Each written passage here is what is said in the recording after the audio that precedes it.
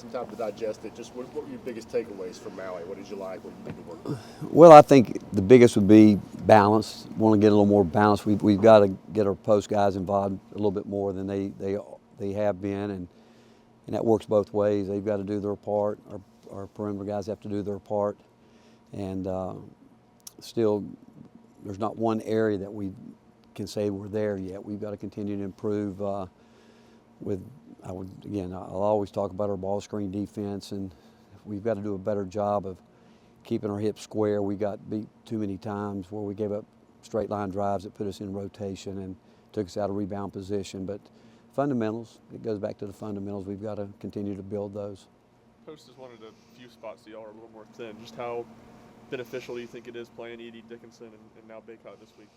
Well, you're talking about three of the premier best post guys in the country, and they all have a different game, but they all present problems in the fact that they know where they want the ball, they know what they can do with it when it gets there, but those guys are good too because of their supporting cast. I mean, they surround themselves with, like I think Purdue does a great job with how they run their schemes, and certainly Bill at Kansas is what he does with his group to get them to understand where he wants the ball when he wants it, and I think Hubert Davis has done a really good job blending these young guys in with where they want them to be, and I think they're a much improved team from a year ago. And I look at all those teams, and I throw us in there too. We're all going to get better if we continue to work the way we need to work.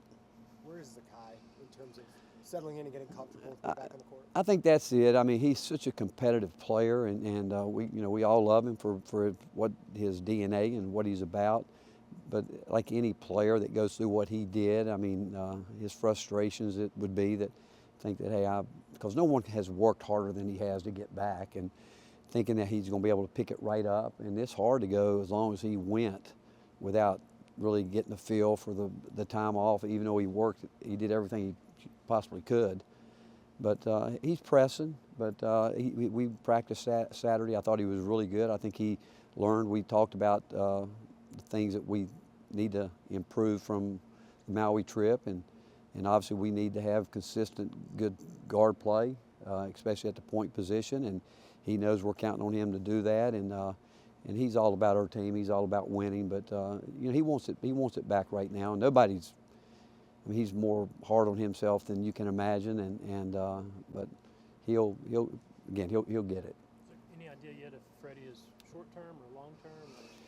I think it's day to day. I mean, we got back. He didn't do anything with us. We got to get him healthy. That's a tough one. I mean, if you don't get it fixed, it'll linger all year, and we don't want that. I mean, we're still in November, and we got a long way to go, and so we got to make sure we get him totally healthy and before we can get him back out there. With Zakai, would starting be a thing for him, that maybe he settles in and feels the rhythm of the game differently that way? Good question. All those we think about, and I think that again, that's a great question because I'm not sure to that answer, but it's something that we've thought about with him. All we know is that when he's going to get it, and when he's out there, he changes the floor on both ends. But if we have to make a move, maybe to help him mentally, that's what we would do. But I'm not sure.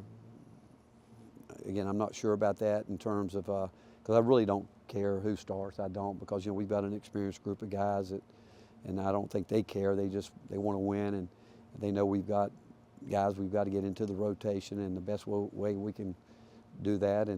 But we're not afraid at looking at it.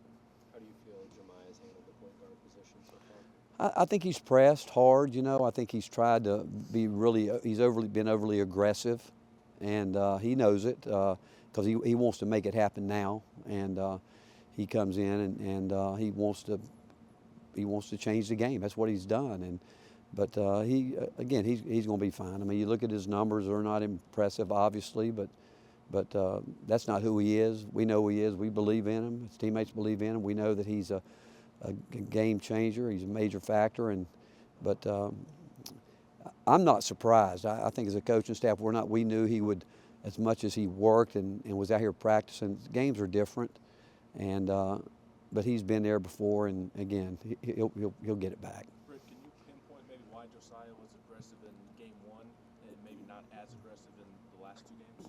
Well, I think the one guy I was concerned about in the last game was him. He played more minutes than we wanted him to play. I think and it was tough. I mean, I don't know.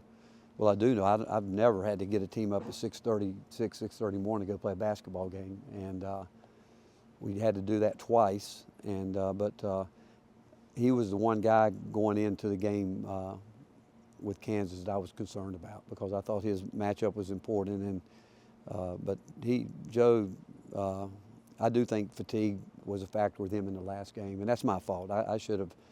That's on me, and probably should have gotten some other guys out there, but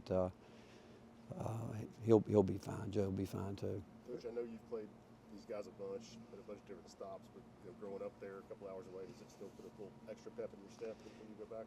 You know, maybe years ago, Rob. Not now. You know, it's first of all, I've got great respect for the University of North Carolina, and that I mean, it's a storied tradition, and everyone is from North Carolina knows about it, know what it's about, and I have great respect for Hubert Davis. He was when I became a head coach, was the very first player I recruited, and he grew up literally.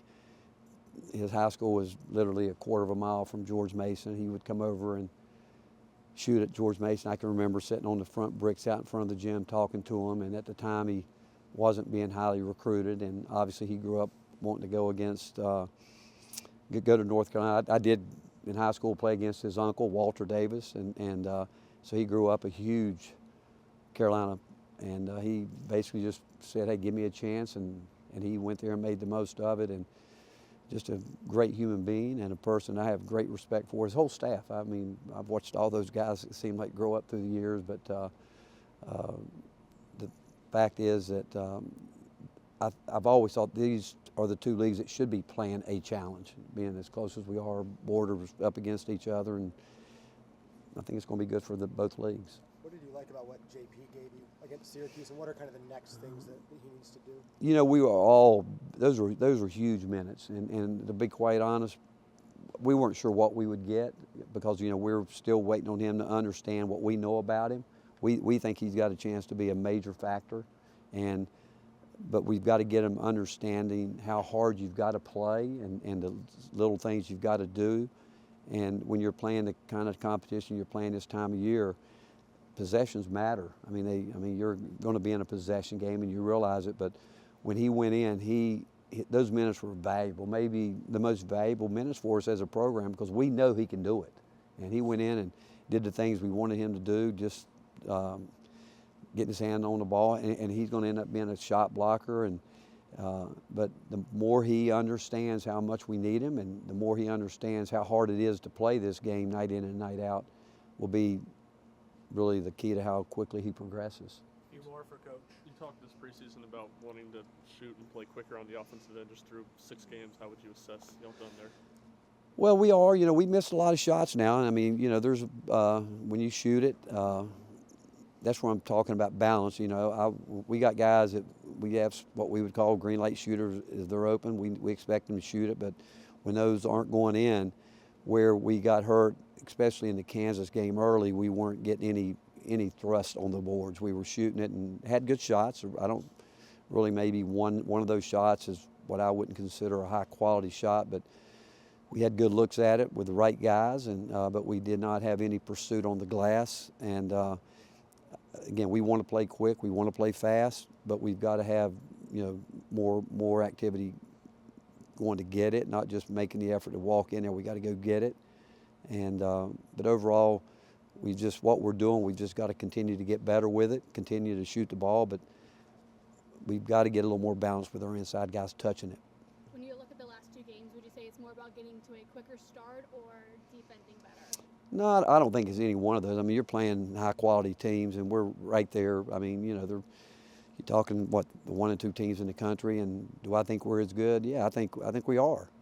But that doesn't matter unless you win the game. But I'd rather learn something right now because I actually told the guys I didn't think we played as hard in the last game, and I can make all the excuses I want in terms of, you know, Kansas only had to play one real tough game. They got Chaminade, but they still too had to get up early, and they played later than us. So these are all the things that people throw at me. But when I watched the film, what I saw was that we didn't play as hard enough as we needed to. And I could say was that fatigue with Josiah? Definitely, I could say that because he put a lot of minutes in. But overall, it's just a matter of everybody understanding that we've got to get better. And we might have gotten the wrong message if we'd have won the last game by not putting the kind of effort in that I think it's going to take to win a championship. And so we got to make sure we can never take that for granted. And but we still need our young guys to make quick jumps, but we need our older guys to continue to get better too. What's the next step Last for one. Jordan Gainey now that you've seen him kind of have a few games under his belt? Well, I mean, you know, the narrative out there, I hear it all the time, and people ask me about it, is, you know, when he and Dalton were in the game, you know, we're better offensively, but we're not as good defensively. And the other way, the older group, we're better defensively, but when Kansas made their run, we had our older group out there. So that I'm not sure that's true. I mean, it's a matter, what I would say about Jordan, I'd say about Jemiah, Z, Santi, Josiah, Shaq, we all have to get better. All coaches, we all got to get better. And I mean, do I want to see all of us? I don't want to be in a situation where you have to go offense, defense, all that. I don't. I want those guys to look at. Each guy's got to look at what they've got to do right now to get better, and understand the role on the team they're playing right now, knowing full well roles can change as the season goes on. I mean, guys could, JP could make some things happen if we could get some consistency from him. And I guess the message that I was talking about the other day is just that consistency. What are we going to get every day from each guy and from our team? And once we get that, we'll get moving in a direction that we want to go.